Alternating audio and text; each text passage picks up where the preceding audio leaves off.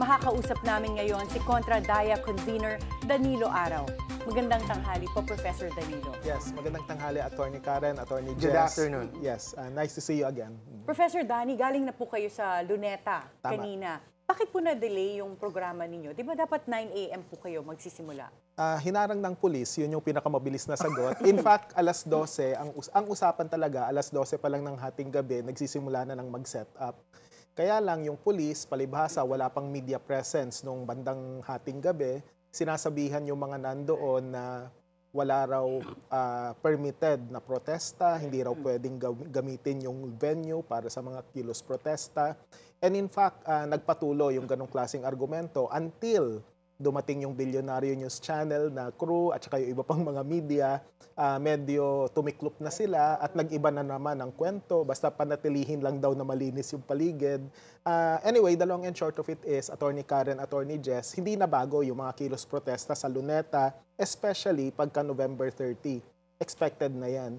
Kaya ang ginagawa ng pulis ngayon, we have to call them out, nanggagaslight sila, nagpapakalat ng maling impormasyon. And just for the record, walang problema sa LGU ng Manila, maayos na kausap yon. MMDA, maayos din kausap. In fact, yung mga portalet ng MMDA, naka-preposition na nakahanda na matinong kausap. At least for this particular time, yung LGU tsaka yung MMDA, may malaking problema po talaga kami sa mga pulis. Kaya kung nanonood po sila ngayon, hayaan yung kalayaan sa pamamahayag na manaig sa kapanganakan po ni Andres Bonifacio. So pag ganun ba, palagay niyo, Professor Dani, magkakaiba lang ang utos o yung nasabi sa kanila? Because clearly, in your experience, inaawat kayo at sinasabing bawal kayo magprotesta doon. Kahit na buong Pilipinas, alam na November 30, magkakaroon ng malaking rally. Saka, and Luneta is one of the areas that was designated. Correct. At saka nakapost pa nga sa social media accounts ng LGU, ito yung traffic rerouting, alam na merong kilos protesta, at saka may preparatory meetings sa LGU, sa MMDA, sa PNP. In fact, alam nila yung magiging daloy ng programa. Alam nila halimbawa na merong busking na gagawin 7 o'clock to 9 o'clock before the actual program. Pero kahit yon pinigilan. In fact, na-report yata sa Bilyonaryo na yung tambol, bawal daw kasi hindi raw pwedeng gamitin yun sa park kasi masyado raw maingay. May mga ganong argumento. Pero yun na nga nagpapasalamat tayo sa media dahil kung wala sila roon, malamang kesa sa hindi talagang hindi matutuloy yung kilos protesta. Kaya magandang nandoon yon at dumami. Nung medyo dumami na yung crowd, nagbago na yung kanilang naratibo. So we have to call them out for repressing the basic freedom of expression that we should be exercising today. Umattend naman sila, no? Yung PNP sabi nyo. Yes. Baka wala silang group chat with yung with the local government. Kasi according to them, matino naman kausap ang local government of Manila. Pati MMDA matino. Although to be fair, baka sabihin nila, ang sabi nila wala daw permit. So ano ba yung official story? Meron bang permit? I'm sure may meetings, yes, coordination. Pero parang ang inaano nila is yung legalistic side na wala daw permit. Well, syempre, mas alam nyo yung legal dahil kayo yung abogado. Pero ang kalayaan naman, hindi naman kailangan ng permiso yun If it's a rally, you don't need a permit. In fact, ang kailangan mo lang, coordination, proper information. In fact, others would even argue na hindi mo kailangang sabihan yung mga tao hinggil sa mga rally, basta't alam. In fact, noong September 21, just to be clear, para may comparison tayo, walang coordination with the local government, with the MMDA, with the PNP, pero wala namang untoward na nangyari noong September 21, everything was on time. Ang medyo kaibahan lang ngayon, ang daming mga banner na Marcos Duterte panagutin, tapos meron ng panawagang resign yung ilang mga grupo. So siguro yung mga pulis doon medyo natakot. And ngayon. At yun yung magpapaliwanag bakit kumpara dati, matindi yung dineploy ng mga pulis, lalo na sa Menjola, sa Ayala Bridge, at saka sa iba pang mga lugar na medyo malapit-lapit sa Malacanang. Actually, I was in Mendiola yesterday afternoon because I had to teach a class in San Beda, Mendiola. At nakita ko nga, ang daming sarado na kalye na normally yun ang ginagamit ko para makapunta sa school. But kahapon, maraming sarado at ang dami nga pong naka-deploy na police. May mga police trucks pa. Tamang-tama, Attorney Karen, Professor, may makakausap tayo mula sa NCRPO. Ay, sige po. Mula sa NCRPO, makakausap po siya. natin si Police Major Hazel Asilio. She's the Chief Public Information Officer of the NCR Police Office. Police Major Hazel, good afternoon po. Magandang hapon po. Si Attorney Karen Jimeno at si Attorney Jess Puito with Professor Danila Araw. Police Major, yung 16,000 police personnel deployed for the rallies, saang lugar pinakamaraming nakabantay?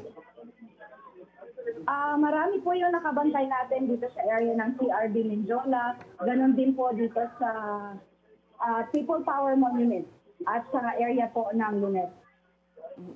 Police Major, nandito po si Professor Danny at kunikwento niya sa amin na kanina po ay mukhang may mga nagpigil sa kanila na magsimula ng protest at hindi sinasabi daw wala silang permit.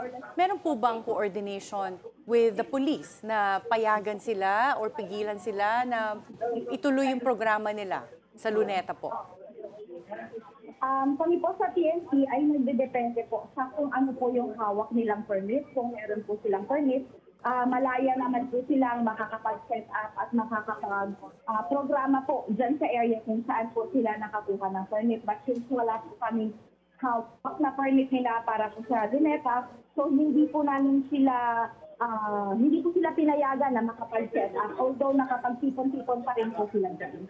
O baka, Professor Danny, may gusto kayong tanungin kay Police Major Hazel since nandito na rin Yes. kayo para first-hand experience yung matanong niyo po. Yes, magandang hapon po. Di po ba nung September 21 wala namang permit yung rally na yon, pero on time na nagsimula and there was nothing untoward that happened. Ano po yung kaibahan ngayon na naghahanap po kayo ng permit samantalang nung nakaraan wala naman pong permit na pinag-uusapan? At saka kalayaan naman po yan, di ba? Na hindi kinakailangan ng permit ayon po sa ating batas. Yung September 21 po na rally is meron pong permit. Wala. Nabigyan po sila ng permit ng local government unit ng Manila. Yun din pong nakaraang September 16 to 18 na rallies ay meron din pong ini-issue na permit din po sa kanila. So ngayon po, wala pong permit na natanggap or ibinigay po dun sa mga mag-rally ngayon. Meron po kaming alam sa liwasang Bonifacio, but since Freedom Park po ito, hindi po nangangailangan ng permit. So mukhang talagang yung permit yung at issue here, no? But, Police oo. Major, Attorney Jess po, no? Ang sabi po ni Professor Danilo Araw, nagkaroon daw po ng coordination meetings with the local government unit, Manila, with MMDA, and with PNP in attendance. Tama po ba yun? Sinasabi ko po is meron po silang coordination pero yung pong pagproseso po nila ng paghingi ng permit is ayon po sa ating napagtanungan sa LGU, ganun din po sa ating Parks and Development Committee ay wala po silang natanggap na request po para po sa permit nila dyan sa Luneta. Okay. So, Police Major Hazel, since mukhang itong mga rallies po ay hindi lang matatapos sa araw na ito at may mga padating pa sa mga darating na buwan, meron po ba kayong naiisip na reforma sa proseso ninyo para hindi na maulit yung mga gantong insidente po?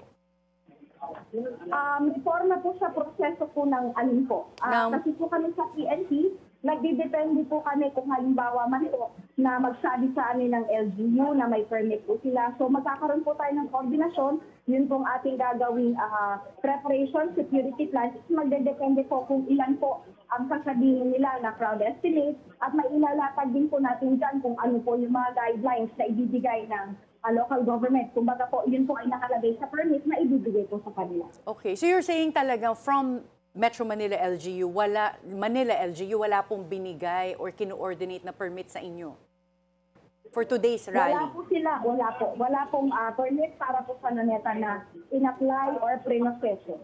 Okay. Pero nung meron po nagsiset up, hindi niyo po ba tinanong sa LGU, may permit ba to? Kasi alam naman po ng lahat na merong malawakang rally for today, for October 30. For November 30 po. Kahit po alam po namin na may rally, ang kailangan po namin ay yung permit po na manggagaling po ng local government. So, doon po kami nagdidepende doon sa papel na i-issue ng local government, doon po sa permit kasi doon po nakalagay kung sino po yung coordinator o kung sino yung kanilang focal person, kung ano po yung mga guidelines na ibibigay ng ating local government doon sa organizers.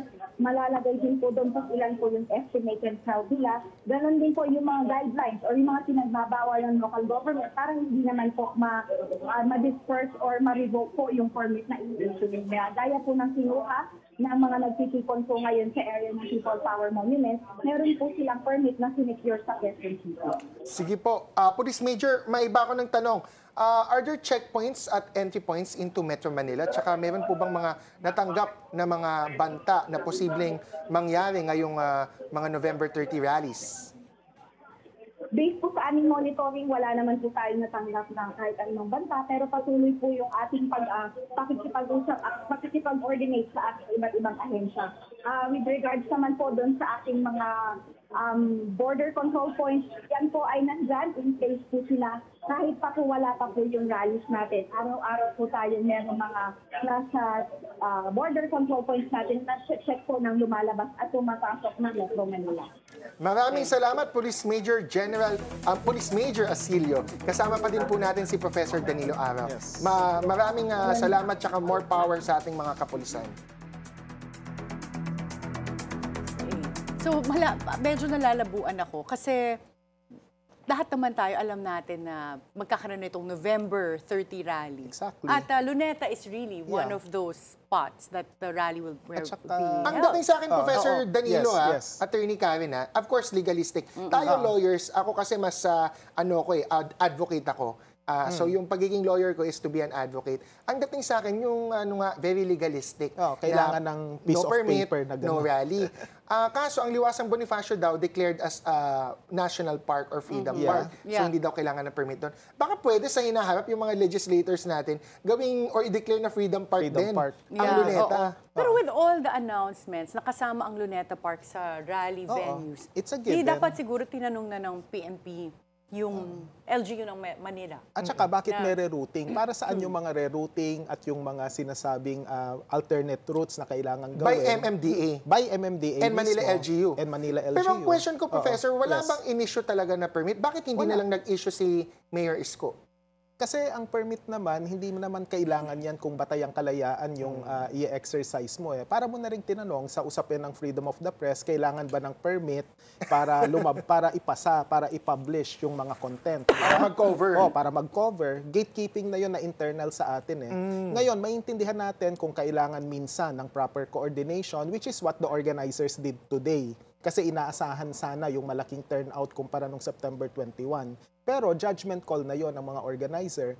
To look for a permit, I think, is too bureaucratic, for lack of a better word. At saka, it sets a dangerous precedent. Ibig sabihin ba, pagka i-exercise mo yung freedom of expression, freedom of assembly, kailangan mo pang humingi ng permiso sa nakatataas. That is very undemocratic. Restrict the freedom of Restriction, exactly. speech and expression. Nakikita ko yung punto mo, Prof. No? Kaya nga feeling ko dapat talaga magkaroon ng legislation or declaration na gawing People's Park or Freedom Park ang Luneta. Kasi madalas naman na magkilos protesta mga tao doon. Tsaka ano ngayon kung mag-gather sila doon, malay mo naman, kakanta lang sila, magcha-chant. Wala namang masama doon.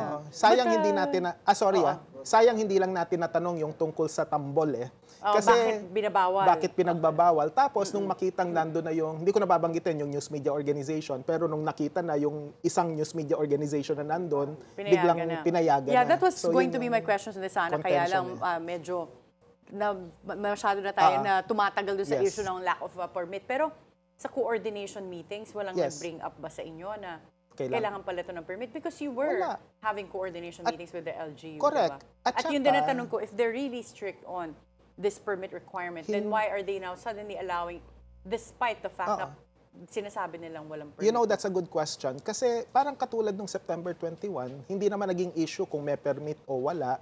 Kasi nga, it's an exercise of freedom of expression. So ngayon, it should be a given. It should be a given, exactly.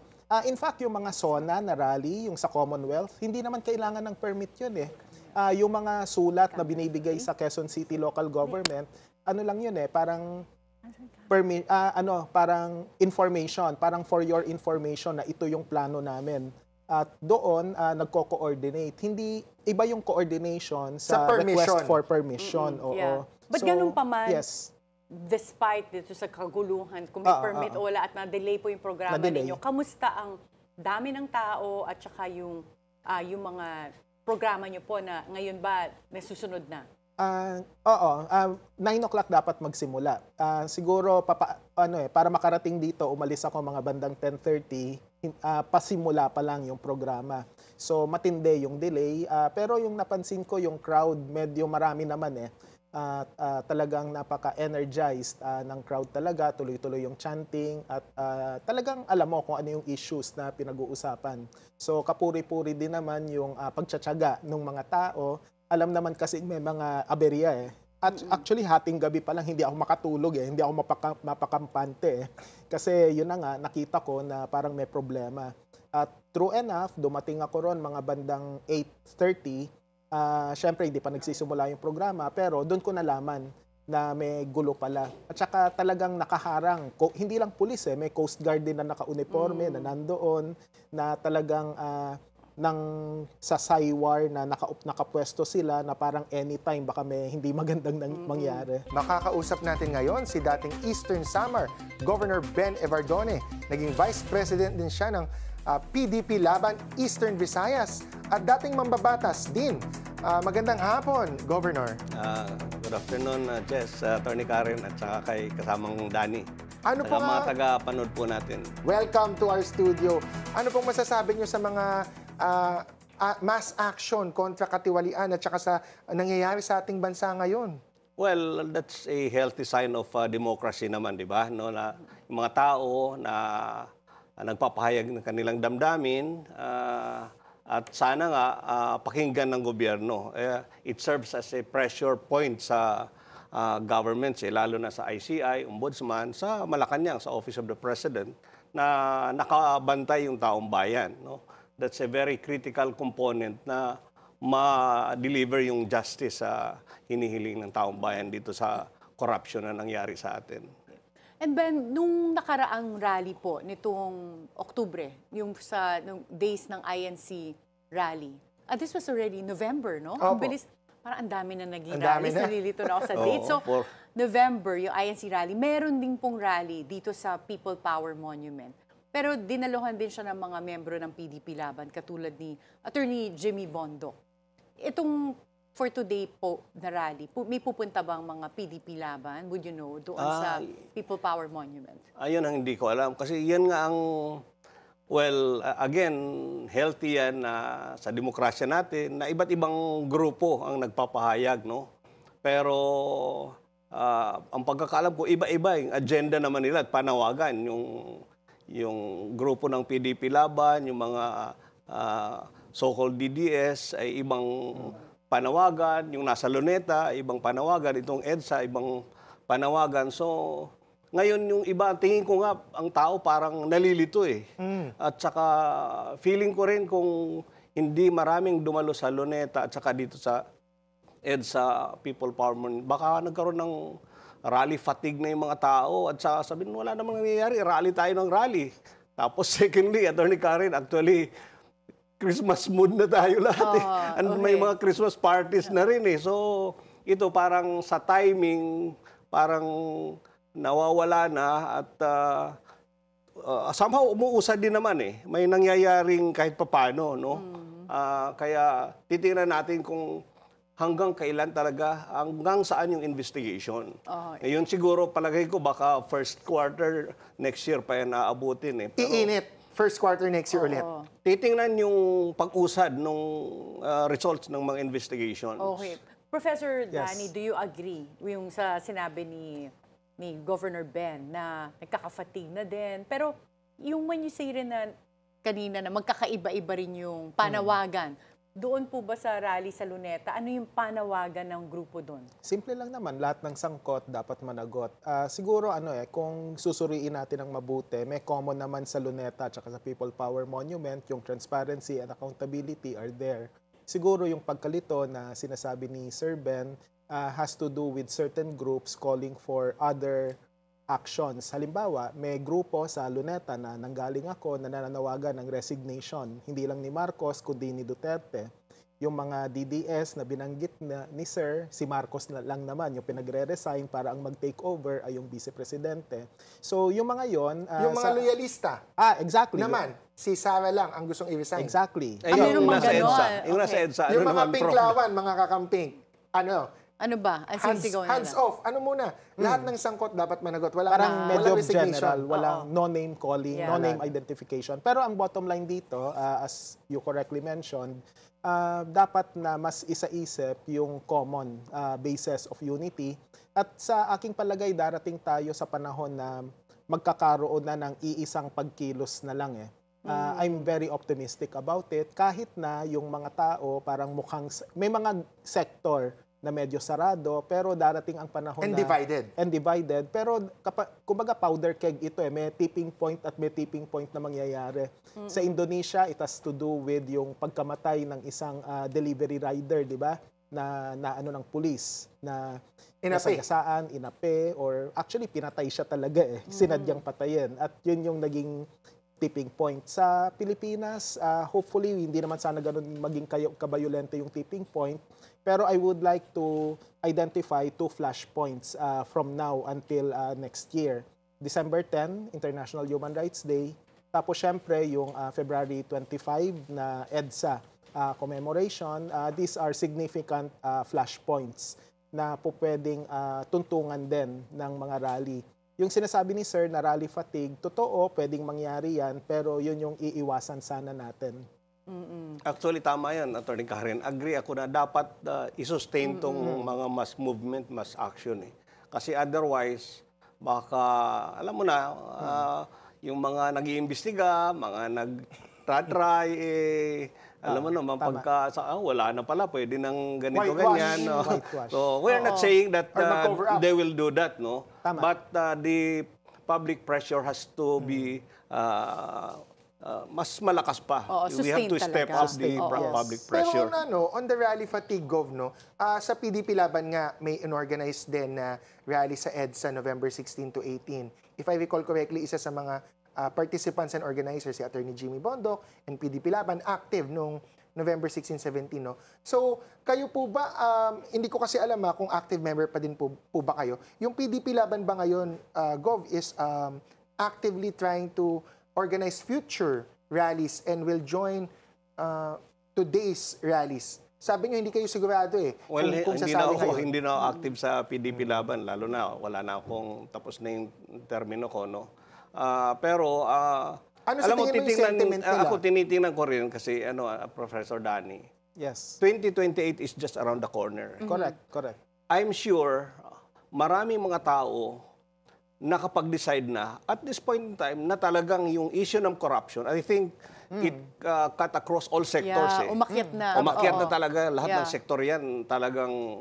Pero ang iba naman tinitingnan nila yung 2028 na yan opportunity namin na bubuhos talaga kami dyan. Kasi otherwise, walang other options extra constitutional. Marami namang ayaw, di ba? Delikado.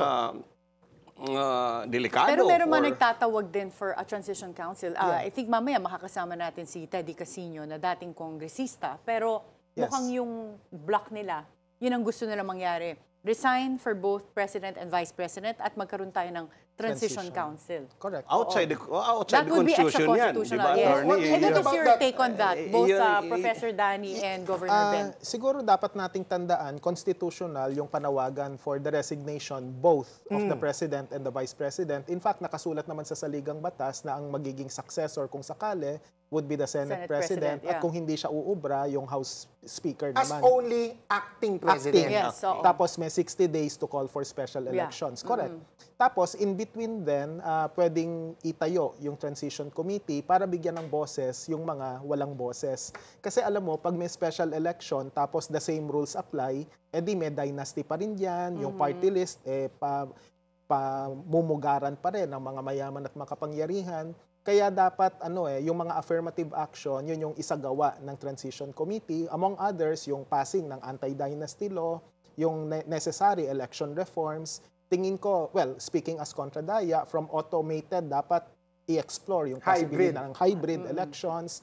Among many other actions. At saka syempre, yung mga batayang panawagan ng mga sektor, mas mataas na sahod sa manggagawa, genuine agrarian reform, isama na natin dun sa Transition Council para lahat mag-benefit. Pero saan Yes po. papasok? Ano yung legal Well, in that anchor case- ng Transition Council na yun? Yeah, Wala yun yan yung kasi Transition Council, wala oo. dun Wala. After the Senate President or the Speaker, wala sa Constitution yung Transition Council per se. Yes, I agree. So, saan natin ipapasok yun? Kaya So po- I think yung kay Sorry. Professor unless, Danny, alam mo, acting president ako, I can form. Di ba? Yun yung- Yeah. Through an executive Transition. order or transition. Yun yung gusto O natin tayo, sana. usap-usap tayo, are ano you yung saying maganda. ganun sana ganun. gusto mo, yung executive That's- order na Yeah, Transition Council? that's ideal. Kumbaga, the devil is in the details, kumbaga. Pero marami naman tayong pwedeng sundan na mga bansa na talagang dumaan sa isang transition committee. Most recent, halimbawa, yung sa Nepal, di ba?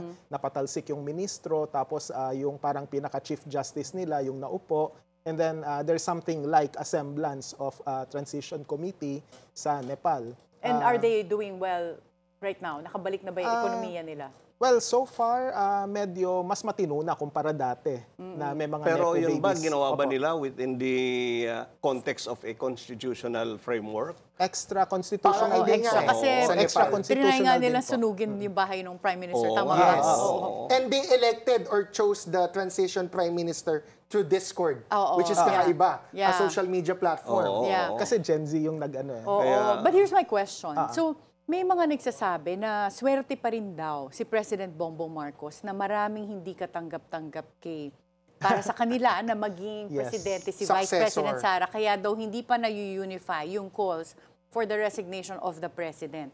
Pero kung titignan natin back in 2022, one of the people who ran for Vice President na natalo ni VP Sara was Senator Tito Soto, who is now the Senate President. So if we go by the constitutional succession provided in our Constitution, kung mag-resign ang President and Vice President, the Senate President succeeds, Correct. who is now Tito Soto. Correct. So, kung ganun ba yung maging call na consistently resign for both President and Vice President, you see a scenario na May support kaya oo, for na an acting people will support president, SP Tito Tito, Soto. oo, na mag-succeed as acting president. Kung temporary lang, Oo. kasi yun yung nakasulat sa saligang batas wala kang choice. In fact, I can list a lot of things that would be bad na kung si Soto would be the acting president, and chief among which would be the fact na kasama siya sa dynasty. May dynastic roots pa rin siya. Kaya lang yun yung nakasulat sa saligang batas. Pero ang kinakailangan talaga ay yung matinong pakikipag-usap kay Soto or kahit kay D na dynasty rin incidentally. Speaker Boji. Boji D, na dapat yung transition committee ay buuin at dapat yung mga nasa laylayan sa lipunan yung nandoon. May tanong ako, Attorney Karen, Gov and Professor. Yes. Let's just say theoretically, nandun na tayo sa paano kung mag-resign yung dalawa at mangyari nga acting president. May mga nagsasabi kasi, pwede pa din daw tumakbo si VP Sara after she resigns doon sa magiging special elections. Si PBBM, ako personally, ang opinion ko, Attorney Karen, hindi na siya makakatakbo kasi sabi ng Constitution, once you're president, you cannot run again. Pero si VP Sara, technically, nothing is prohibiting her from running in the special elections. Yeah. Would that be part of yung transition na pinapanawagan ng mga tao na nananawagan ng People's Transition Council? Kasi Hindi ganon. anti-political dynasty, etc. Kasi dapat yun na nga, mangyayari yung scenario na yun kung hindi ipapasa yung anti-dynasty law and other affirmative actions para siguraduhin natin na magiging patas at malinis yung halalan. Yung special elections, Yung if special ever. elections, yes. Kasi ayaw nating patakbuhin, dapat maitsapuera, in other words, yung mga dynasty. In fact, dapat nga ang pinaka-ideal na sitwasyon, yung mga nasa laylayan sa lipunan, mabibigyan ng fair share at fair opportunity para sila naman yung manungkulan. Yun yung mahalaga para sa amin. Agree naman, I think agree tayo dun sa inaano ni Professor Danny. No? Ang ano ko lang, anong vehicle nga, yung legal vehicle dun sa yung Transition Council, tapos to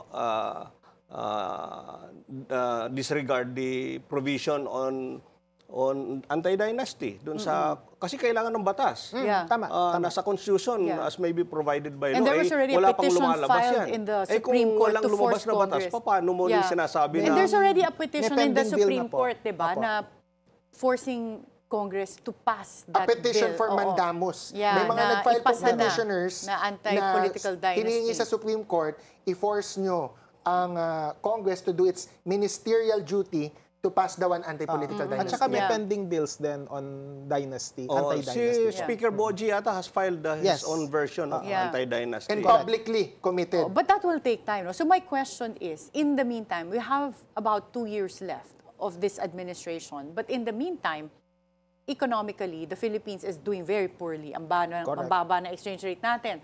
Ang tumataas na naman inflation. Ang baba and ng ang stock baba market. ng foreign investments. tama. Stock market. Ang laki ng utang experience natin. Ito yung pinakamababa natin na the rates at stock market this month. Correct. So, can we afford a transition in administration? Practical question. Yeah, I think we have no other choice. Kasi kung magpapatuloy yung kasalukuyang sitwasyon, talagang yung forecast, kahit ng mga mas konserbatibong mga ekonomista, talagang hindi magiging maganda yung takbo ng ating ekonomiya kasi maraming yung confidence, halimbawa, ng mga investor is at an all-time low. Tapos yung sahod ng mga manggagawa nananatiling mababa. So nandun pa rin yung motivation ng mga manggagawa para gawin ng mas mahusay yung trabaho nila if they would be provided just compensation. So tingin ko yun yung mas dapat nating tingnan.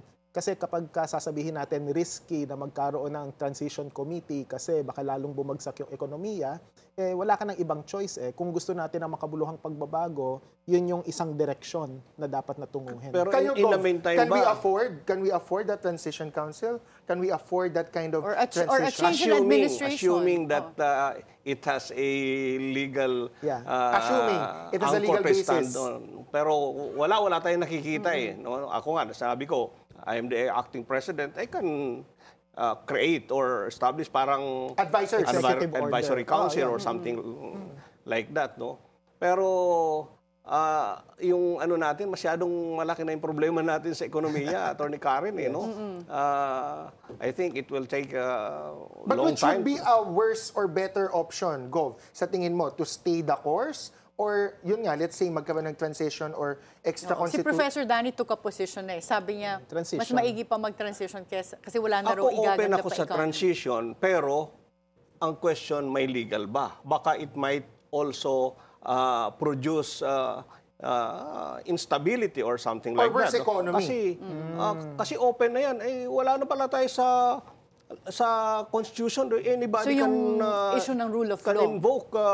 Wala na yung sinusunod. oo, para lang yung tayo wild- babalik the armed forces. Yeah. Para Because lang the armed tayong forces babalik are sa saying, 1986. we are, Yeah. sunod kami sa Constitution, etc., etc. Kung wala lang saligang batas, Well, sabi nga ni Professor Para Danny, lang tayo- go ahead. Para lang tayong babalik noong 1986 kasi in the eyes of the law, technically you can argue na illegal yung people power, pero yun yung kagustuhan ng sambayanan. Kaya yung lumang konstitusyon, pinalitan na lang ng bago. And then may transition, di ba? Kasi 1987 yung constitution, so parang merong freedom constitution na itinayo pansamantala. Although, so kumbaga Professor, yun yung mga kailangan that gawin. was more of a revolutionary government Correct. talaga. Correct. Kaya Correct. nagka-transition. Ngayon kasi, ang nagiging dilemma ng mga tao or exploration of the scenarios is, are we going to do it within the constitutional means or framework still or outside. outside? Correct. Which is the 1986 scenario. Oo, correct. Kaya nga ang punto rito, there's nothing unconstitutional sa pagpanawagan, sa pagbibitiw. And then yung transition,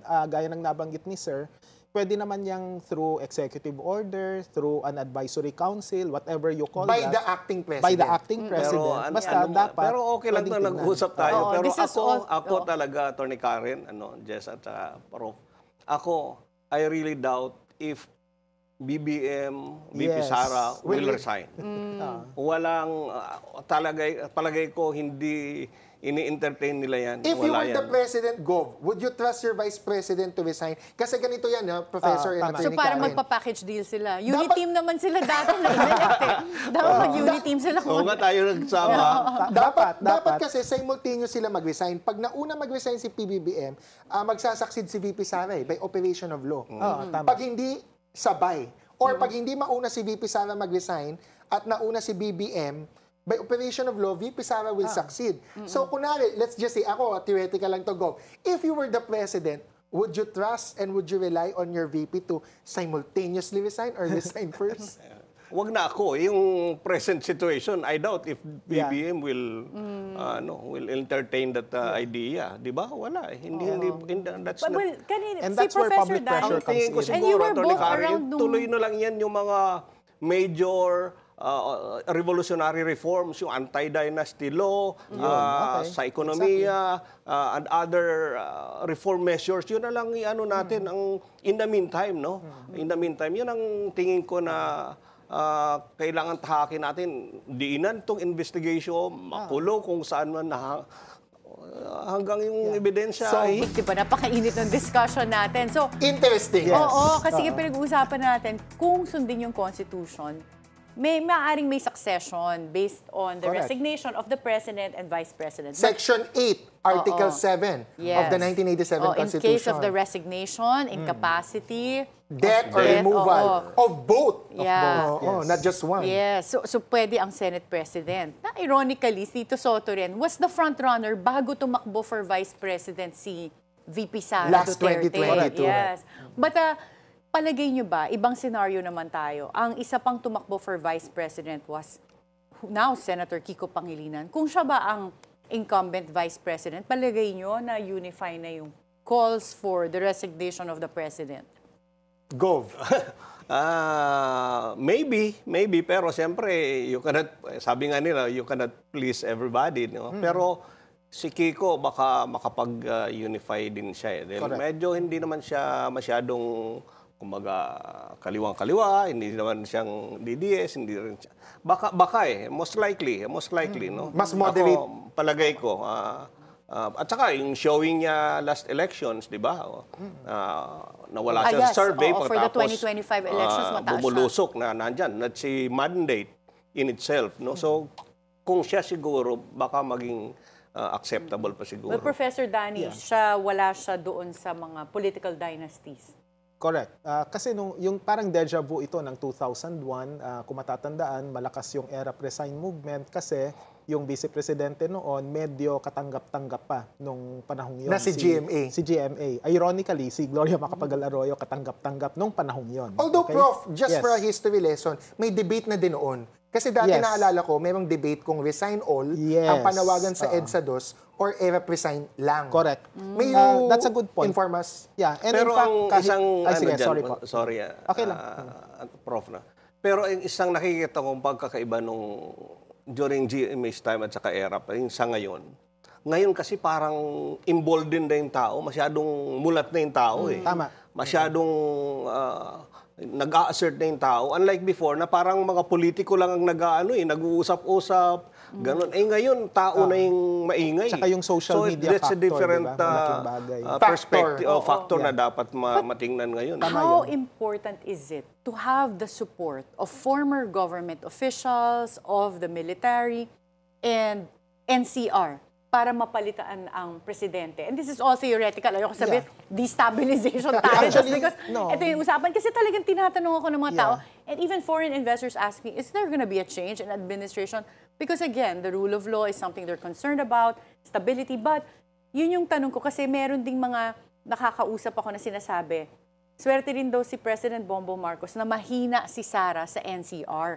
Otherwise, baka daw mas malaki yung chance na mapalitan siya. Because nung time ni ERAP nga, ang sentro naman talaga ng rally was just in EDSA at that time. And yet, he stepped down. So, Kasi dito nag-withdraw ng support yung AFP Chief of Staff and then yung PNP Chief of Staff. nag-withdraw ba that Nag-withdraw time? pareho. Okay. After Tapos, critical mass. After critical mass. So, kasi nga hindi nabuksan yung proverbial second envelope na yun sa impeachment trial niya. Pero yung hindi lang siya theoretical. In fact, nung panahon ni GMA, may mass resignation din ng mga cabinet officials nung panahong yon. At mapapansin natin, may kaguluhan pero naligtas siya. Kasi si Fidel Ramos, former President Fidel Ramos, stepped in and then came up with a win-win solution para maibsan yung galit ng mga tao. And then, ayun, GMA was able to finish her term. So, kumbaga, kung mangyayari siya ngayon, posibleng may kaguluhan, pero dapat i-assess natin ng mabuti. Kasi ang bottom line ngayon, tama si Sir Ben, natuto na yung sambayanan, mas galit na ngayon. Kaya kung anumang pagbabago yung mangyayari, hindi decisive dito masyado yung mga high-ranking government officials, mas yung mass action ng mga tao yung magiging decisive. So, mukhang ngayon, meron din, pinag-uusapan pa Nationwide. naman natin kanina kung Nationwide, NCR yes. lang ba, Nationwide. di ba? Ang laging may rallies or nag-a-assert, pero nationwide. Naga City correct. also had a rally, I think, yesterday, attended by Mayor Lenny. Kasi may kumalat na balita nun, a-attend siya today. But she clarified, hindi ako a-attend ng November 30, ang a-attend daw niya ay sa Naga, November 29. Tama. Marami naman yata, may mga nag-schedule. Di ko alam. Sa Sa summer. Calbayog City, mayroon din yata ang pagkakaalam ko. So, Bismin po, kayo, Tacloban, taga-Samar and po other kayo, areas. meron din po ba doon? Alam ko mayroon eh. So, Lahat ng nationwide, tao, galit. Galit ng tao. Pero sabi ko nga, in the meantime, na nandyan pa si BP Sara, si PBBM, pwedeng tuloy-tuloy yung pressure sa mga critical reforms. Halimbawa, yung pamamahagi ng mga social services na pondo, Ayuda. oo, dapat diretso sa mga tao na makinabang. Kasi yung iba dati, alam niyo naman kung ano nangyayari doon eh. Tama. Nagmamakaawa sa politiko. Oo, ang hirap eh. Well, yung AKAP program, lumaki po yan doon sa panahon na speaker si Martin Romualdez at si Zaldico, dating Congressman Zaldico, ang chairman ng House Appropriation Committee. And I think brainchild po yan ni Congressman Zaldico, yung AKAP program. So, palagay niyo po ba dapat ituloy pa rin ang programa na ito? Wala na yata sa budget yan for 2026, yung AKAP eh. Natanggal na yan. So, Pero what I'm kayo saying pa is, ninyo in na- general, Election dapat yung year pa mga man reforms, din halimbawa, Oo, kasi yung may- pressure ngayon na taasan yung budget ng DepEd. Yes. Because of the pressure ng mga cost-oriented groups and other concerned sectors, mataas ngayon ang budget ng DepEd, no? Halimbawa sa health services. Nako, yan ang pinakamalaking problema namin sa mga probinsya. Di ba? Ang Guarantee letter. hanggang ngayon, ang dami pa rin tumatawag sa akin, Gov, hindi kami makalabas sa hospital, ganito, ganyan. May mga May billing bayarin. kami kasi yung PhilHealth, mayroon lang cap eh. Yeah. Alam mo, yung bill mo is 30,000. Ang sagot ng PhilHealth, 12,000. Eh, ano gagawin mo dun sa 18,000? And now na binalik na yung savings na sinubukang kuhain from PhilHealth, palagay niyo po ba panahon na para taasan din yung benepisyo na binibigay ng PhilHealth? Oo, masyadong mababa talaga yung PhilHealth eh. Alam mo, ang dami talaga. Ako, based on my experience, ang dami rin mga hospital na pinagsasamantalahan din yung PhilHealth eh. Kasi yung PhilHealth kulang din sa tao, sa monitoring. So maraming fake claims. Ang dami talaga in terms of, actually itong nangyayaring corruption sa flood control, isa lang yan. Ang dami nangyayari na sa others. Well, ngayon nga, kanina, di ba, Attorney Justin, binanggit mo na yung sa BIR, yung mga LOA, pumuputok na yung Exactly. issue na yon. And I heard, yan ang magiging next na iimbestigahan ng Blue Ribbon Committee sa Wow, Senate. dapat lang. So kung ganun nga po, Professor Danny, ang daming issues, where should we go? For now, parang ang naririnig ko from Governor Ben is let's use this as an opportunity na i-pressure na yung government, na aksyonan yung mga lahat ng iba pang problema.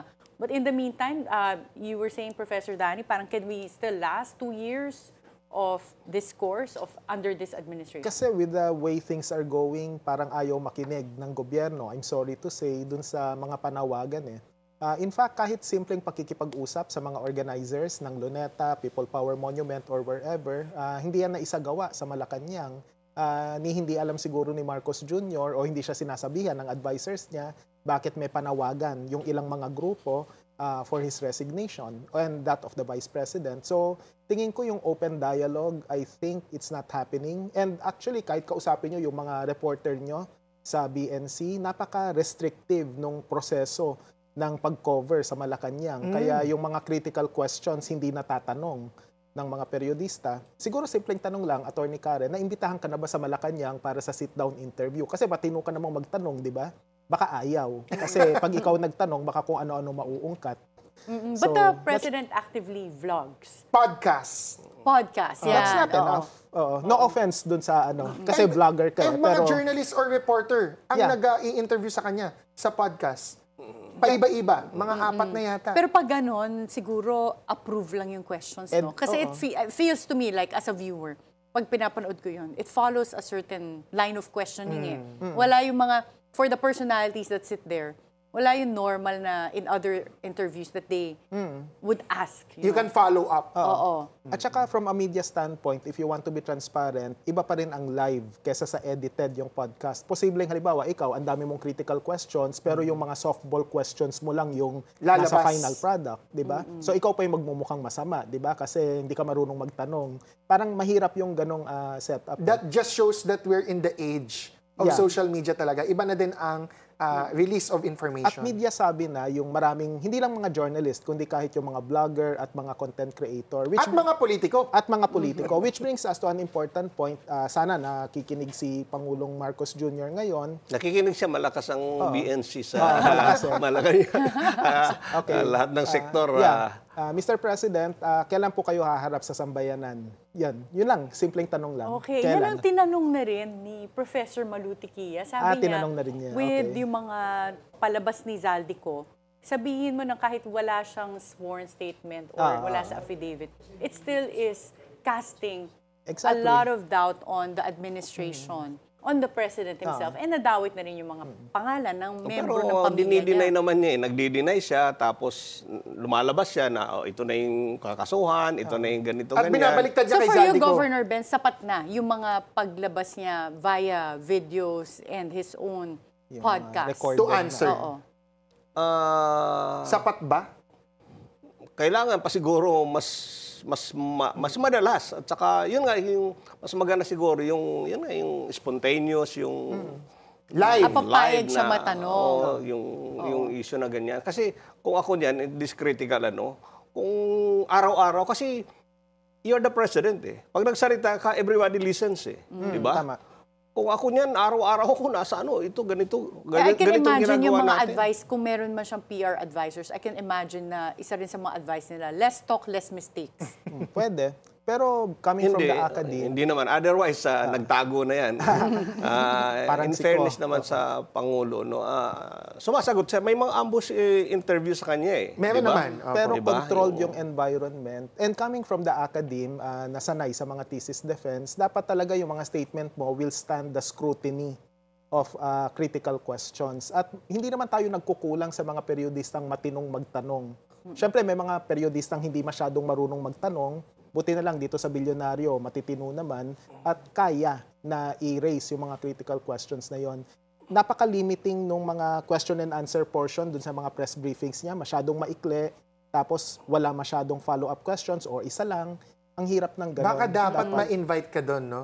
Professor. Oo. Pero- Dapat next time pala ang audience na sa Pero Malacanang press talaga, hindi briefing, naman mga pwedeng academe, no? professor, in fairness, kasi dati rin akong periodista eh. Tama Ay, talaga hindi naman pwedeng lahat ng issue sasagutin mo, magpapaliwanag ka. Tama. Bibigyan Kung ako kay President, kay BBM, kung anong agenda ko na tingin ko para sa tao, yun ang ididiin ko at sasabihin ko doon sa mga CABSEC, lahat ng agency heads, Yun yung gawin niyo messaging yan, mo. etc., etc., tutukan ko yan, ganyan. Pero I refer also to a sit-down interview na mas malaliman. Pero tama si Sir Ben, sa ambush interview, limitado. Pero kung sit-down interview yan, when was the last time na may sit-down interview siya sa isang seryosong periodista? Sa Australia yung naalala ko. Na dati pa. Interesting. Oo. Meron ba nangyayari dun sa mga ibang pinangako na gagawin? Sinabi ng presidente dati na magko-conduct sila ng lifestyle checks. Naisip ko lang since yung BIR can also file tax evasion cases na madali yun ma-prosecute kesa ang mga plunder. Dahil pag, di ba, tax evasion, prima facie case for tax evasion or evidence of tax evasion is having a lifestyle that is not in accordance with the income that you are reporting. Meron na ba tayong mga nakoconduct na lifestyle checks? Or patuloy So ba ito? far, wala pa akong naririnig na substantial. Tsaka, di ba dapat mas pangungunahan ito ng, correct me if I'm wrong, ombudsman yata, di ba? Or, BIR pwede. sorry, BIR for pala, tax BIR. evasion. Oo. Yeah, oo. Si So, BIR, yun nga. Kasi I they think- can take out yung mga final mong income tax return eh. And then, pwede. naisip ko lang kasi sa Nepal, isa sa mga nakaudyok na para mamulat din yung mga tao ay yung mga vlogs Lavish. ng mga Nepo, Nepo babies, babies. Nepo, Nepo kids. wives. Oo. Actually, ako may update dyan sa'yo, Attorney Karen, di ba? If you recall, 2 weeks ago or a week ago, may final si then Commissioner Lumagi bago siya na nag-resign or na-ease out. Una, may financial against the Discayas. Yun yung pinakaunang batch ng tax evasion cases. The second is against DPWH engineers. Correct. So ako, I'm hoping and expecting na meron siyang ma-file or the new commissioner na may Si ma-file Charlie Mendoza. against politicians na tax evasion. Pero ang balita ko sa inyo this week, if not Monday next week, no? Kasi Monday na bukas, no? Baka magkaroon na daw ng warrants of arrest for the Discayas. Based on the tax evasion case. Okay. Yun, siguro mas mabilis yun. Oh, no? pero politiko, at yun naalala ko kasi yun din yung sinasabi Politiko nung yung nahanap talaga natin. France, di ba? Siyempre. Sabi niya, bakit yung mga nadidiin pa lang ay yung mga maliliit na isda? So, meron ba kayong expectations as to when we can really see accountability from politicians that have been implicated in this whole flood control? Di ba meron ng di ba may na-file na yata yung ibang mga... Si Zaldico pa lang yata. Wala pa ba yung Wala pa. ibang senador na-mention? Ang naririnig pa lang intention to file, di ba? Or recommendation Against to file 8 charges. Against 8 contractors. Yes, oo.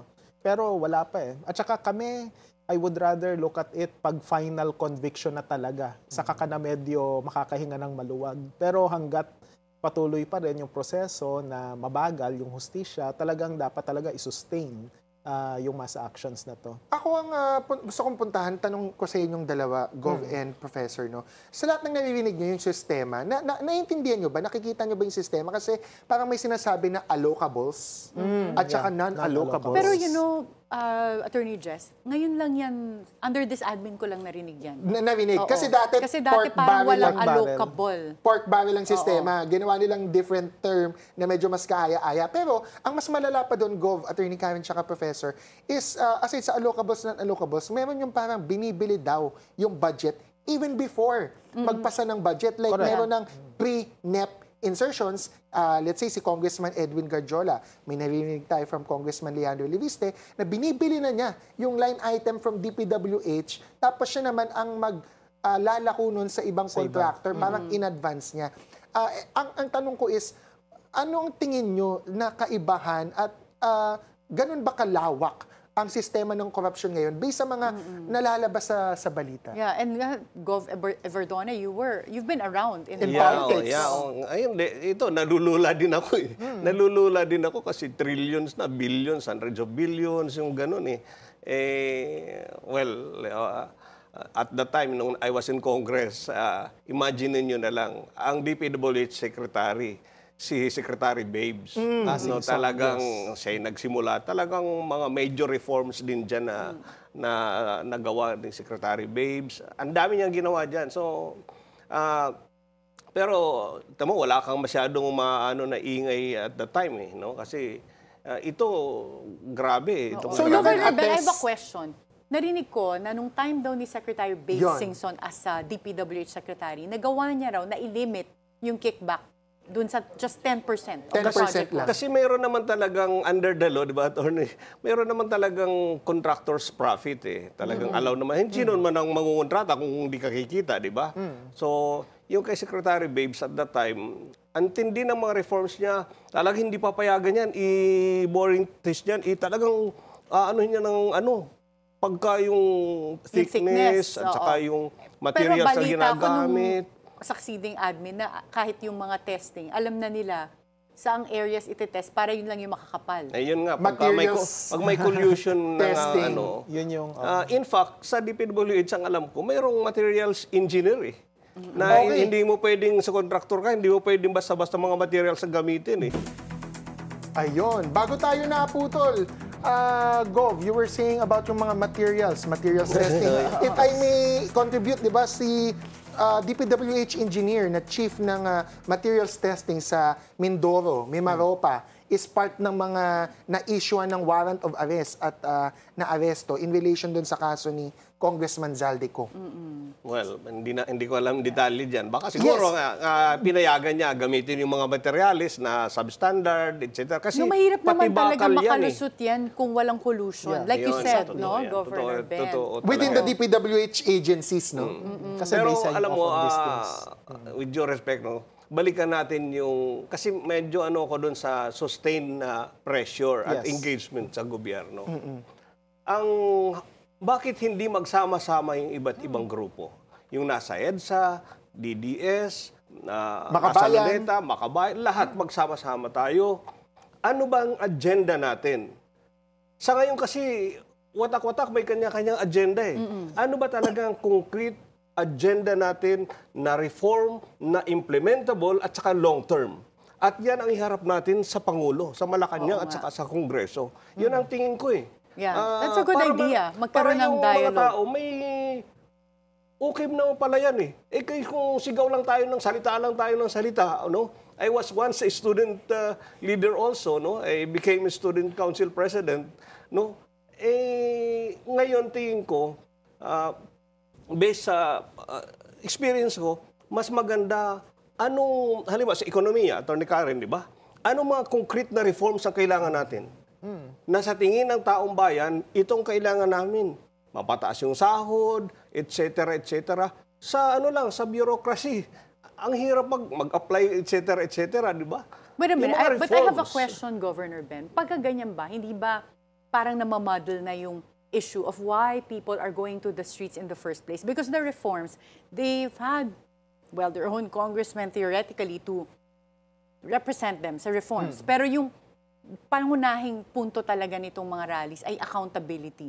So, dapat ba magpulong-pulong ang mga tao just to agree on what type of accountability they're asking for? Tama rin yan. Agree din ako dyan. Eh, Hindi Professor naman natin Danny, iiwanan. Hindi naman natin Oo. iiwanan itong issue ng accountability, transparency. Pero dyan, may mga reforms din na kailangan eh. Anong klaseng transparency ang hinihiling natin? Kasi dapat yan down the line hanggang sa municipal level, hanggang sa barangay level. Eh. Madami ding corruption City Hall, barangay. Professor Actually, Danny, kayo ba, may- sino po ang nakaka-coordinate nyo when you plan for rallies, saka kung ano yung call Panawagan. for? Yeah. Oo. Well, for Contra Daya, lalo na kung election reform ang panawagan, iba't ibang sektor yan. In fact, we also consult with legislators na tingin namin ay medyo bukas yung kanilang isip. Pero kung babalikan natin yung mga anti-corruption protest actions, may efforts naman yung iba't ibang mga grupo na mag-usap-usap at I think darating din tayo dun sa exciting part na magsasama-sama na lahat. Pero even temporarily, pwede naman kasing mag-affirmative action yung Malacanang na pulungin kahit hindi nagkakaisa yung iba't ibang mga grupo. Sige, pakinggan natin kung ano yung masasabi nila. Kasi yung call for transparency and accountability o yung lahat ng sangkot dapat managot, common naman yun eh. Kaya nga yung chant, di ba, yung ikulong na yan, mga kurakot, kahit saan maririnig mo, kahit sa UAAP na mga Sobrang games sikat. Oo, sobrang sikat na eh. Nagiging political na kahit basketball game lang. Bakit? Kasi may ganong commonality eh. So, it's up to the government to really make sure na napapakinggan siya. Kaya nga yung isa ring panawagan natin kay Marcos Jr., makinig siya pero wag lang dun sa mga advisors niya. Kasi minsan pagka masyado kang nasa cocoon ng comforts ng Malacanang, talagang isang side lang ang maririnig mo and there's a tendency, for lack of a better word, to be tone deaf with the way you project yourself to the public. Dahil taga-Contra Daya ka, Prof, no, Apa. matanong ko, recently may lumabas na COMELEC decision kasi Yes. nagfo-focus kayo sa election. No? Mayroon tayong panawagan sa mga magnanakaw, accountability for them. Pero yung sa election reform them, to prevent the very evil na magkaroon ng kickback o SOP kasi may collusion between the politician and the contractor or yung contractor or billionaire na bibili yung politiko para paboran yung interest ng pribadong negosyo. Ano pong masasabi niyo dun sa recent decision ng COMELEC, although ano pa lang siya, recommendation ng isang department to dismiss the election offense charges against Senator Chis Escudero and the contractor president Lawrence Lubiano? Tama ka, recommendatory pa lang ito at saka sana ituloy pa rin ng division or unbank yung investigasyon kasi seryosong aligasyon to eh. At saka it also sets a dangerous precedent na porke ikaw ay may-ari ng isang korporasyon na nangongontrata sa gobyerno, pwede pala na magbigay ka ng donasyon kasi iba yung personal na money mo kahit na ikaw yung may malaking stake dun sa korporasyon Kahit presidente na yun. ka. Kahit presidente ka. At ng korporasyon. 99% of shares. Exactly, Ikaw ang owner. 99%. So, yung mga yon dapat bantayan ng mabuti. naglabas na kami ng mga saloobin namin hinggil dito. At saka hindi lang yon, Attorney Jess, kahit yung usapin ng SOSE, talagang napaka-touchy na issue na yon. Kasi apparently there are certain candidates, yung iba nga nanalo pa, na zero daw yung campaign contributions na nakuha. Pero as it turns out, may mga donor pala siya na ayaw magpakilala. So, And kumbaga, hundreds of millions. Hundreds of millions Ang ginastos pa, niya. Ang ginasto. Exactly. Pero yung SALN niya, wala pa sa kalahati nung ginastos. Ayokong i-announce at i-telegraph yung plano namin, pero there are plans to do that. Legally. Within this week, abangan po ninyo, baka bumalik ako rito Ayun. para pag-usapan yan. Okay, Exciting. interesting. Di ba? Yun nga yung merong sinasabi hint ko of a ng mga pasabog reforms na hindi pa, reforms Govi, sa Govi. electoral reform, sa lahat ng Tumakbo ka din, sektor. Gov. Nagpa-file ka ng SOSE. Siyempre. You're a politician, di ba? Siyempre. Oo. So, pag nagpa-file ka ba ng SOSE, lahat ng mga donors mo, Oo, dinidisclose mo? kailangan yun. Required, Takot tayo diba? eh. Yeah, Takot it's tayo. required, Mamaya. oo. Takot And tayo dahil una-una baka silipin niya ng kalaban natin. Oh. Oo. At saka, Gov, di ba yung parusa doon, hindi ka lang madidisqualify, pwede ka ring makulong. Correct me if I'm Correct. wrong. Correct. Kasi Yeah. abogado Yeah. kayo, di Oo. ba? So yun. At saka, Dapat ano man maingat. naman, that's the requirement by law. Eh. Kailangan ka Transparency. mag-comply ka Oo. talaga niyan. Public no? trust. Opo, Yeah. tama. Kaya, actually, pero marami rin talagang reform sa election. Exactly. Electoral process natin. Ang dami rin dapat gawin din dyan. Pero ito, interesting, Attorney Karen, Gov tsaka Prof, di ba? Yes. Pangulo at Vice-Pangulo, merong mga contractor din daw Yeah, oo. na donors. Nung Which actually 2022. made me Oo, think, tama. baka because yung nangyari kay Senator the case ni Senator Cheese. Cheese at saka ni Mr. Lubiano, baka dahil nga binigay yung donation in a personal capacity, Okay. merong deniability na hindi galing yan doon sa contractor. But under the law, we have the doctrine of piercing the corporate veil na Yes. kaya mo i-disregard yung corporate entity given certain conditions. But naisip ko lang baka ito yung aaralin pa ng COMELEC because meron ding nakita ata potentially na links ng contractors that donated also to the President and Vice President. Yes. But I'm not, Nung hindi ko pa, 2022. kailangan ko pa makita yung details And because of course I ang haven't seen their sources. Ang worst dito, Attorney, Prof, tsaka Gov, si Senator Joel Villanueva sa kanyang SOSE, hindi tao ang nakapangalan. Meron doon sa SOSE niya, New San Jose Builders Corporation. Yun ang so, medyo siya dapat direct. Oo. mas walang lusot. Yeah. Ang kay PBBM yata, tsaka kay VP Sara, may isa doon parang corporation din. I cannot recall right now. Kaya ko to sinasabi kasi may mga nagsasabi na baka naman ng COMELEC iwas puso doon sa kaso ni Senator Cheese because if they find him liable, then it's inevitable that they will also yung iba rin. find the President and the Vice Exactly. President liable. Kaso ang President may immunity from suit. Yeah. Ang Vice President, Wala. questionable. No, some will say meron daw Yeah. Some will say wala. Oo. So interesting, no? Kasi very complex yung mga issues. But sa dami ng nangyayari, I keep going back to the around 2 years that we have left under this administration. What should we prioritize as a country? Me? Gov. Ako? Mauna ka na, Gov. Sa government side, use government resources for the people, especially those who are in need. Yung mga nasa laylayan, nasa GIDA areas, yung geographically isolated, disadvantaged areas. Yun ang ibuhos talaga doon. Yung resources, gamitin sa tao sa remaining 2.5 years. Kung ako ang administrasyon, yun ang gagawin ko. Do you Kasi think that ibang would be mga reforms sufficient? ng mga malalaking mega project, ang tagal niyan eh. Ang tagal, walang yung gestation period niyan, ang tagal. In the meantime, pag ikaw na isang pamilya mo, alam mo, ako may programa ako sa province although hindi na ako complete pa dahil siyempre, mahirap.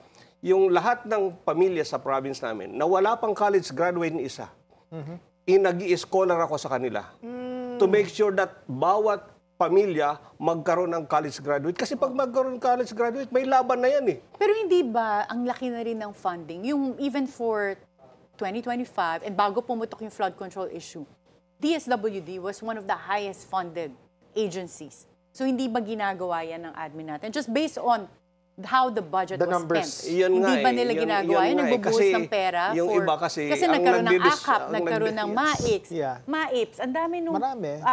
ang dami na nilang binigay apart from the Even the scholarship, ongoing no? PPE. Yung sa tulong-dunong, Tulong-dunong ang laki program. din ng pondo dyan. Yeah, oo. So, Pero malaki pa rin yung yeah. dropout rates, malaki pa rin yung poverty, di ba? So parang So yung baka implementation. implementation, at saka ang tanong, saan napupunta talaga? Pwede namang mataas ang budget para sa edukasyon, para sa social work, pero Hindi na pupunta oo, sa... baka mamaya sa mga consultants lang o sa mga projects na hindi nagre-red down talaga sa tao. So, Na-mention ni That's Gov also yung another thing. GIDA, Geographically Isolated and Disadvantaged yes. Areas. Na-mention kasi ni Congressman Erice na ang problema sa insertions, nakita niya, in relation with even yung budget ng DSWD, yung AKAP, mas Lions share daw na pupunta sa mga hindi top 10 poorest provinces. Yung mga top 10 poorest provinces, napaka-onti daw ng share sa infrastructure at saka sa ayuda na kahit insertions pa yan o normal, versus, let's say, yung mga normal provinces na medyo mayaman na, medyo Yeah. developed na, sila pa daw yung mas madaming nakakakuha. Correct. Just Yeah, because exactly. balwarte.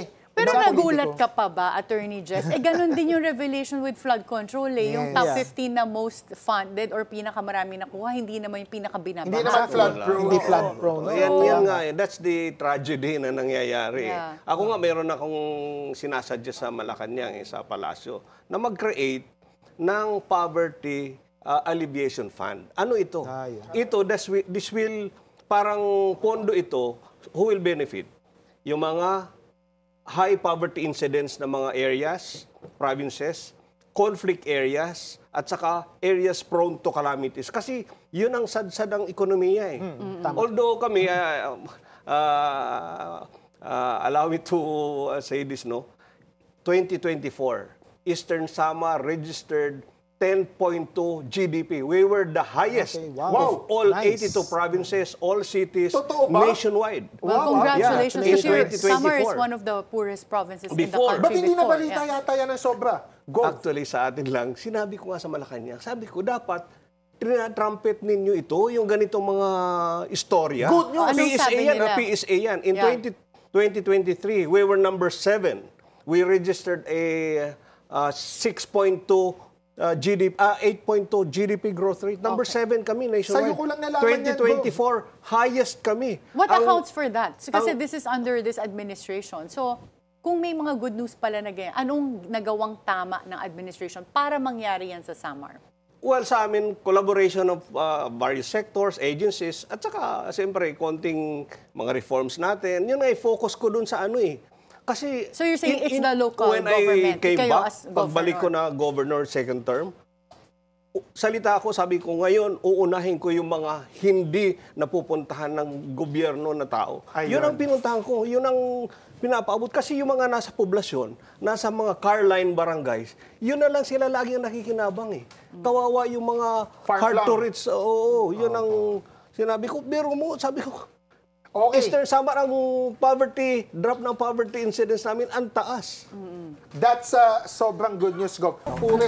One of the poorest provinces, Before, Samar. we were part of the top 10. Oo. Wala na kami, graduate na kami dyan. Pero I think with your experience, Governor Ben, dito natin makikita na pagka meron ding initiative ang local government, regardless kung magulo yung national government, kaya mong iangat yung Totoo provincial. yan. Lalo na kung masusuportahan nga yung mga pobreng LGUs. Di ba? Kasi kami, number one kalaban namin, calamity. Tapos before, yung insurgency, dahil issue ngayon, okay na kami. Ang driver ng growth namin, you won't believe it, tourism and agriculture. Kaya lang ngayon daw, ang Yes. baba ng tourism ng Pilipinas. I think Yeah. because as a tourist then, if you hear of the massive protests and actions, hindi mo naman iisipin na peaceful yan. So you will avoid Philippines. Tsaka ano bang If you can go to Thailand, Cambodia, di ba? Ano bang naririnig natin from the tourism secretary? Parang wala akong masyado, alam na diba? programa eh. Oo. And ano ba nangyari sa cabinet shake-up ng presidente? Naalala ko tuloy kasi, di ba, lahat yun, supposedly nag-resign. Suggest ko na, Pero wala akong suggest ko nakita. na lang kayong tatlo na maging member ng cabinet. Nako. Nag-transition Transition, ano? Ikaw na yon, Gov. Ikaw na yon, Gov. Pero mabalik tayo Pero dito sa yes. protest, Professor Yes. Danny, because nakita natin yung mga estudyante, very active din at napakawiti ng mga lines nila, no? But in your experience as a professor, how involved are the youth now dito sa Very. Kilos Protesta? They're very involved. In fact, talagang yung kinabukasan ng bayan talagang nasa mabuting kamay dahil kumikilos yung maraming kabataan sa kasalukuyan. Siyempre, nandyan pa rin yung apathy ng ilang kabataan, pero for the most part, concerned sila sa nangyayari. At yun yung nakatataba ng puso. At mulat. At mulat. In fact, sa UP Diliman, alam nyo naman, kulang sa budget yung mga estudyante. Noong September 21, kwento ko lang, na late kami sa pagpunta ron kasi yung na-underestimate nila yung mga sasali. Kaya yung jeep na inarkila, kumonte, kulang at kinailangan pang kumuha ng panibago. So actually, that's a beautiful problem that is worth sharing kasi talagang yung mga estudyante ngayon, hindi lang UP, kundi iba pang mga universidad, kasama na yung Lasal Green Hills, talagang nakikibaka na talaga. And we should encourage the students. Gaya nga ng sinabi ni Dean Tony Lavinia sa kanyang post, basta gawin nyo lang yung gagawin nyo, kaming mga medyo nakatatanda, we will defend you. And I think bilang nakatatanda, yun yung isa sa mga magandang gawin. At saka Okay. nakakatuwa nga dahil Yes. yung September 21 rallies, Yes. majority ng mga attendees, bata. Correct, Ah, correct. okay. Gen So, very Z. ang Gen Z. Talaga may And pag-asa. millennial. Yun. Kami Yeah. pasok pa kami Oo. sa millennial. May question ako kasi kayo po, you were still a Yes. student during the first quarter storm, tama ba? Or martial law? 1968 ako, 2 years old ako nung first quarter storm. Okay, so martial law, bata po kayo. Pero nung EDSA Revolution, high school na ako. Okay, So, and high school na, and Governor Ben, you were around during the EDSA Revolution, the first one. Yeah, How but I reminiscent- was already a journalist at the Oo. time. yes. So how reminiscent is what's happening right now with the events that led up to the EDSA Revolution during Marcos Sr.'s time? Care to share your thoughts? Yeah. Alam mo, nung 1986, sa pagkakaalala ko, talagang nanawagan lang si Cardinal Sin sa radyo na magpunta sa EDSA, and then everything else happened. Wala pang social media noon, wala pang texting, basta nagpunta na lang. Kasi nga, yung before that, talagang matindi yung mga nangyari. Nag-walk out yung mga COMELEC employees dahil di nila masikmura yung pandaraya nung panahon ng manual election na yon, yung snap election na nangyari. At talagang galit na galit yung sambayanan. Pero wala silang outlet. And EDSA proved to be the major event that happened. kailangan Ano may na tipping rin yun point. parang Oo. it's yung kabuuan ng talagang Correct. massive Conclusion ng, and climax. Ng student and other sectors movement. At saka yung election, snap election, I was Yeah. covering. Yes, Lahat tama. ng mga rally ni Tita Cory, grabe dami, ang no? tao. Okay. Grabe ang so, tao. since may nabalitaan ako na baka daw magkaroon ng bagong pasabog mamaya, hindi ko alam if it's a Zaldico video, but based on both of your experiences in the events leading up to the EDSA Revolution, kailangan ba ng tipping point? Trigger. Oo. Siguro yung tipping point parang confluence of events na hindi naman kailangan parang sa Indonesia na kailangang may mamatay pa para para magalit ng husto yung sambayanan Kumbaga, Pwedeng second envelope lang. Or Yeah, pero pwedeng hindi second Zaldico envelope. video. Tama Oo. ba? Hindi ganun ang tipping Definitely, point. Zaldico is not that reliable. Lalo na nung sinabi niya na wala siyang kinuhang pera, Oo, lahat yun, dumaan yun lang talaga. daw. Okay, naku, Maniniwala wala na ka ba tayong ron? oras. Nabitin Ay, ba sige, ako? sorry. Baka listahan mula kay Leandro Leviste. Ah, Yan ang pwede. abangan natin. Ganon. O sige, Abangan I love natin, it. abangan natin.